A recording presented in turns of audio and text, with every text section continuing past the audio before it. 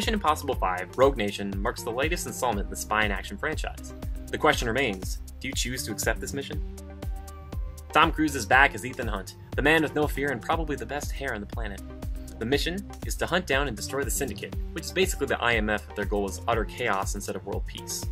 He is not alone, however, and is accompanied by a veritable grab bag of allies from the previous films, including Ving Rhames as the tech-savvy Luther, Simon Pegg as the other tech-savvy and lighthearted Benji, and Jeremy Renner as the pseudo-IMF leader and analyst Brandt. All the characters play their part and play off one another quite well, but Tom Cruise steals the show yet again with his insane stunts, his acting, his fantastic hair, and his overall commitment to becoming Ethan Hunt. The newest additions come in the form of a renegade MI6 agent, Ilsa, played by Rebecca Faust, and CIA head honcho Alan Hunley, played by Alec Baldwin. Ilsa acts as Ethan's semi-love interest and plays a major role in the film in a good way. With her character, it can sometimes be difficult to tell exactly what side she is on, which plays into the bigger themes of the film, and she's no slouch when it comes to hand-to-hand combat, gunplay, and even a little bit of good old-fashioned knife fighting. Alan Hunley, on the other hand, plays the part of the Boy Scout antagonist, as his goal is to tear apart the IMF due to their actions in the previous outings. This chapter in the Mission Impossible saga is much more of a spy thriller than a bombastic action flick.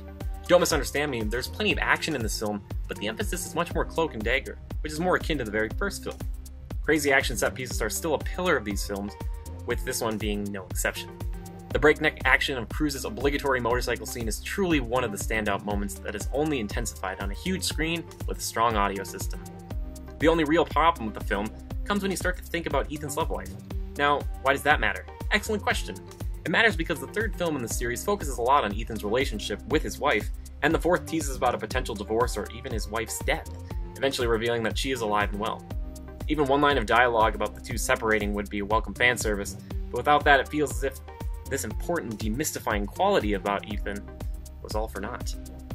All in all, Mission Impossible 5: Rogue Nation checks all the boxes of what makes the series so good. Its action is phenomenal and uses the smallest amount of CGI possible, the characters are interesting and enjoyable, and Tom Cruise's commitment to doing his own stunts really makes it feel more genuine and intense. Also, his hair, did I mention that? It's great. Although this film doesn't quite win out over its predecessor Ghost Protocol, this is definitely a solid movie in the franchise.